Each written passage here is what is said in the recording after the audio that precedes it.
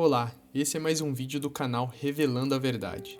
Nosso objetivo é explanar por quem e como o mundo é governado.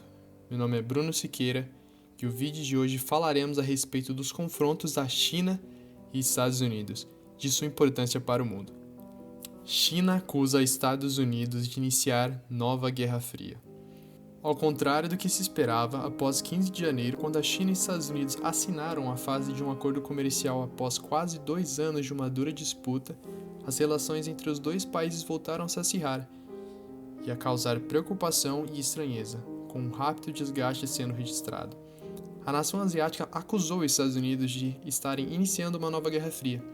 A declaração partiu do ministro das Relações Exteriores, Wang Yi, nesse domingo, dia 24, durante o Congresso Nacional do Povo, em Pequim. A China não tem a intenção de mudar os Estados Unidos, nem substituir os Estados Unidos. Também há uma ilusão para os Estados Unidos quererem mudar a China, disse o representante do governo chinês. Mas a frase do governo chinês vai contra o que o líder do país disse. Em suas próprias palavras, Xi Jinping disse que quer tornar a China em um país líder no mundo economicamente e culturalmente até 2030. O que seria um desastre total, pois devemos lembrar mais que tudo que a China é uma ditadura, onde os direitos civis são desrespeitados diariamente.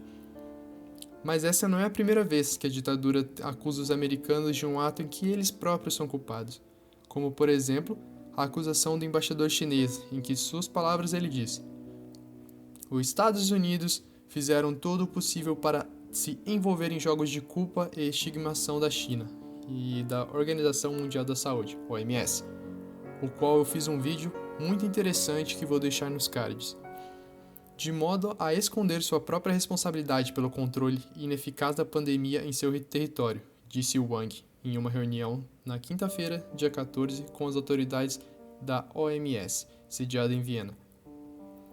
Corte de relações.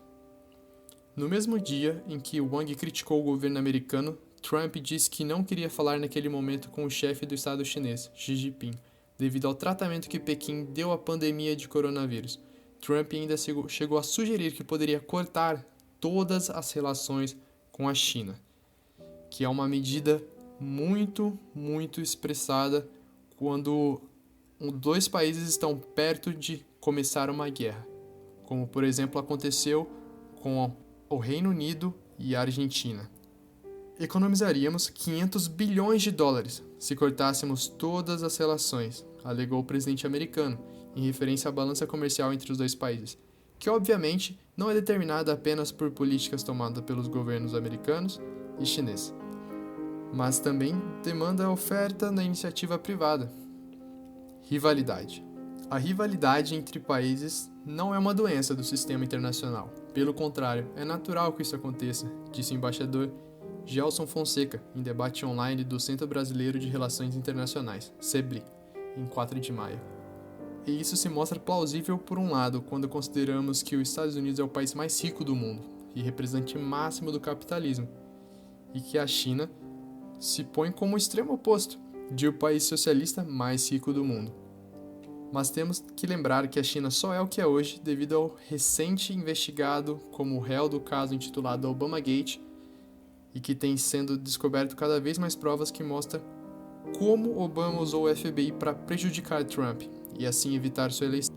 E graças a Obama, que fez diversos tratados comerciais extremamente prejudiciais à economia americana com Pequim, que a China hoje ganhou tanta força em seus 8 anos de mandato. E que Trump vem desfazendo mês após mês.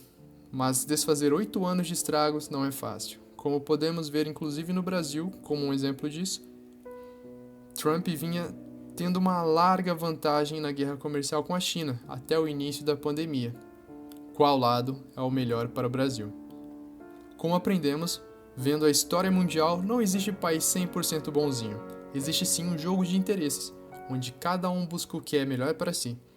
Mas em uma guerra, seja armada ou não, os demais países são obrigados a tomar um lado. O que no caso do Brasil vem sendo assertivamente ao lado dos americanos, porque no dilema entre ser subordinado dos americanos ou uma colônia escrava da China, sem dúvida, a melhor alternativa é a de Washington. o cenário mundial possível após a pandemia. Diversos países como, por exemplo, Alemanha, França e Suécia, apesar de progressistas, viram o perigo que a China representa no cenário mundial e já disseram que vão tomar medidas de corte de dependência chinesa. E com o decorrer do tempo, o mundo inteiro deve repetir tais medidas, que, como podemos imaginar, tais medidas, somado ao combate dos Estados Unidos contra a China, a farão cair, a não ser que Xi Jinping tenha um plano magnífico de contra-ataque. E se a queda da China for concretizada, podemos esperar um mundo um pouco mais seguro, mas ainda teremos muitos desafios pela frente, como os russos de Vladimir Putin e outra ditadura, como o Irã e a Coreia do Norte.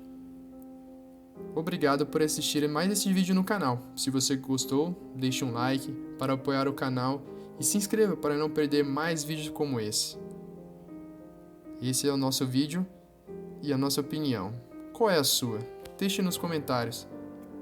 Até a próxima e fique com as imagens dos recentes testes liberados pelo governo americano em que tem o objetivo intimidar a China. Até mais.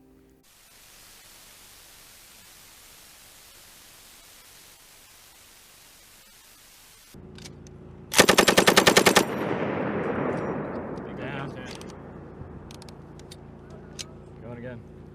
Go ahead. Keep Do it. Yeah, yeah.